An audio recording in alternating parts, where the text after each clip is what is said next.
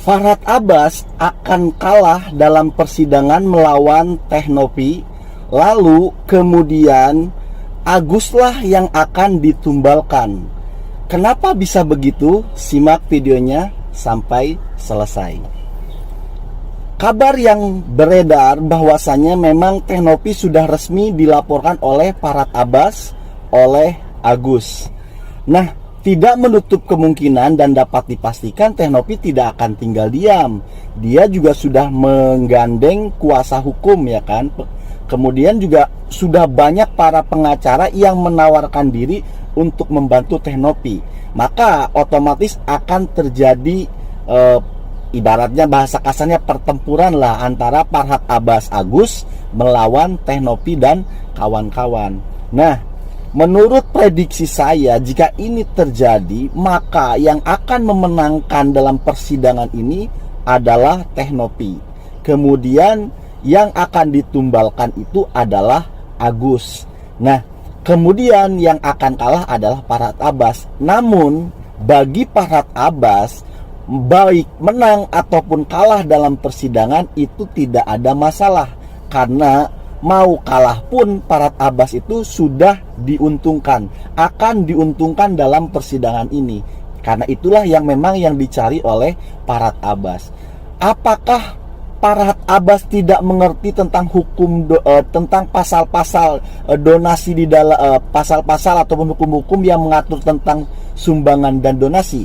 Tidak mungkin. Farhad Abbas itu pasti tahu, tetapi bukan itu memang tujuannya, bukan untuk memenangkan persidangan ini. Nah, kenapa saya bisa memprediksi akan kemenangan Teknopi dalam persidangan ini? Mari kita awali dulu dengan definisi dasar.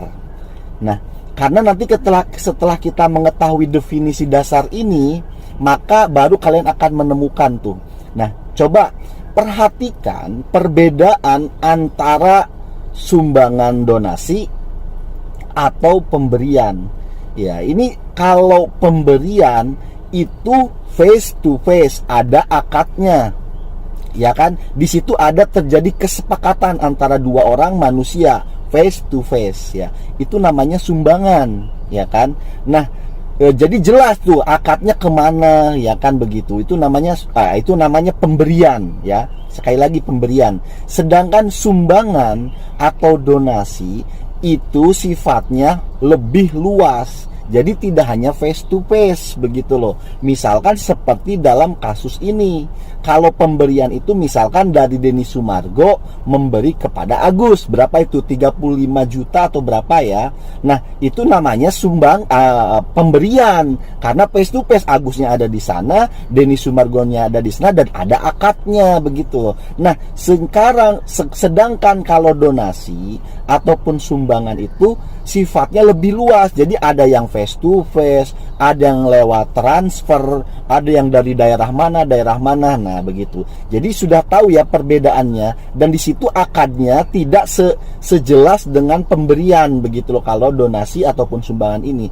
Nah, kalau kalian sudah mengetahui definisi dasar antara pemberian dengan donasi sumbangan, maka kaitannya apa? Di dalam pasal-pasal hukum, ya kan, pasal hukum ini, nah, itu semua yang diatur itu adalah donasi atau sumbangan, bukan pemberian. Nah, yang masuk kategori pasal-pasal tadi yang saya sebutkan itu adalah donasi dan sumbangan, bukan pemberian, begitu loh. Kenapa harus diatur oleh undang-undang? Nah, dikarenakan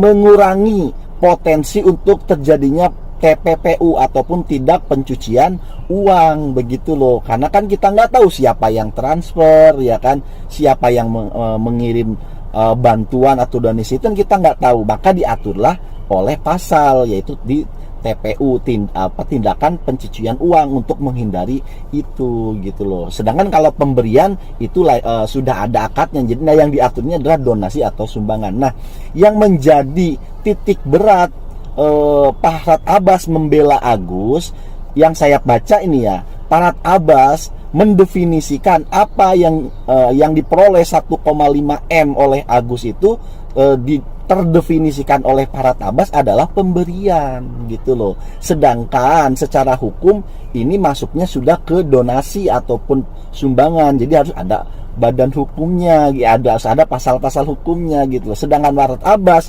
meyakinkan kepada Agus, entah ini ngebohongin Agus atau gimana ya kan, dibilanglah kalau ini pemberian. Dan konyolnya lagi, Agus memahami ataupun nerima-nerima aja gitu loh. Masa ya namanya mungkin orang awam ya begitu. Ini dikiranya pemberian gitu loh. Nah, padahal ini adalah donasi ataupun sumbangan yang harus ada aturan mainnya begitu loh. Nah, itu pula lah yang menjadi indikasi bahwasanya kalau terjadi perlawanan dalam persidangan, yang akan memenangkan adalah siapa itu? Teknopi. Karena jelas-jelas ini adalah donasi atau sumbangan yang memang harus diatur begitu loh, bukan pemberian. Sedangkan para tabas ini menyatakan adalah pemberian. Ya udah, kalau pemberian ngapain disidangin kan begitu. Sedangkan para tabas yang menyeret Teknopi ke persidangan, tetapi materi yang dibawa para tabas itu materinya pemberian, kan nggak nyambung. Kalau memang sudah pemberian, ngapain dibawa ke pengadilan kan begitu. Nah, kalau Teknopi kan udah jelas ini donasi ya kan, ini sumbangan yang memang harus diatur oleh oleh undang-undang. Ketika dibawa ke pengadilan ya klop. Sedangkan yang tabas kan nggak nyambung begitu loh. Lagian ini ya, coba ini juga indikasi kemenangan Teknopi. Gak usah ngomongin sumbangan atau donasi, ngomongin pemberian aja. Siapa itu? Si Denny Sumargo kan ngasih pemberian tuh kepada Agus. Menurut kalian, menurut akal sehat kalian, ketika Denny Sumargo memberikan pemberian kepada Agus, melihat kondisi Agus yang seperti itu nih ya, kira-kira apa yang ada di hati siapa, terbersit di hatinya Denny Sumargo? Otomatis mata kan, karena kondisi Agus seperti itu kan. Gak mungkin ketika Denny Sumargo ngasih bantuan tuh 35 juta, ya udah nih Agus buat bayar pinjolmu, ya udah nih Agus buat bayar utang, kan enggak. Fokusnya kemana? Ini Agus, saya kasih 35 juta buat matamu, sisanya baru boleh buat yang lain, kan begitu. Itu yang pemberian loh ya. Apalagi yang transfer dari berbagai macam daerah itu, yang gak saling kenal dengan Agus ya kan begitu.